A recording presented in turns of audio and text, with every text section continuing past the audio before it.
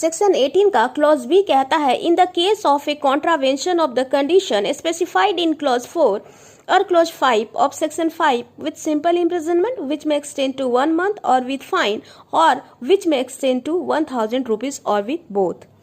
तो हमने क्लॉज 4 तो देख लिया, डिग्री ऑफ प्रोहिबिटेड रिलेशनशिप। अब हम देखते हैं क्लॉज 5 जिसमें सपिंडाज के बारे में दिया गया है। सपिंडा का मतलब है कि वो सेम पिंड को मानते हैं, वो कॉमन एंसेस्टर के थ्रू जुड़े हुए हैं। तो ऐसे रिश्तों में शादी नहीं हो सकती क्योंकि हिंदू मान्यताओं के अनुसार पिंडदान का बहुत ही महत्व है।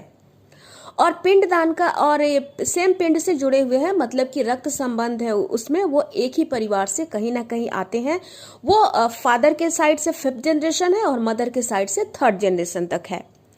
जैसे फादर के साइड पर्सन वो फर्स्ट काउंट होगा, उसके बाद जैसे उसके फादर, उसके बाद उसके ग्रैंडफादर दादाजी, फिर दादाजी के पापा एफ एफ एफ, फिर उनके पापा एफ एफ एफ एफ, ऐसे करके काउंट होगा। फिर मदर हो गई, मदर की पर्सन हो गया, पर्सन की तरफ से फिर मदर हो गई, ग्रैंड मदर हो गई, नानी।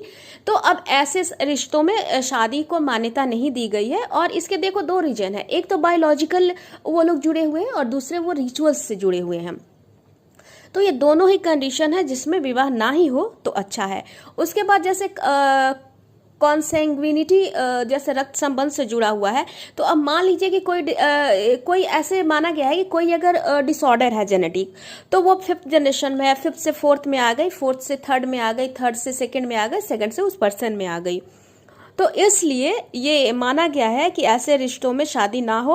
और अगर कस्टम और यूसेज ने परमिट किया है वहाँ के लिए तो कोई बात नहीं है, लेकिन अगर कस्टम और यूसेज परमिट नहीं करती है तो वहाँ पे ये प्रोविजन है कि ये पनिशमेंट हो सकती है, सिंपल इम्प्रिजनमेंट, ये जो सेक्शन 18 के क्लॉज बी में दिया हुआ है।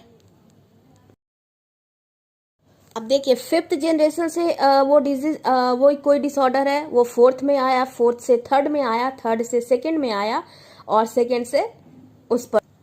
अब देखिए जैसे वो पर्सन हो गया फर्स्ट, उसके बाद फादर हो गए, उसके बाद फादर्स दादाजी हो गए, फिर दादाजी के पापा हो गए एफ एफ एफ, और फिर एफ एफ एफ के फादर हो गए एफ एफ एफ एफ।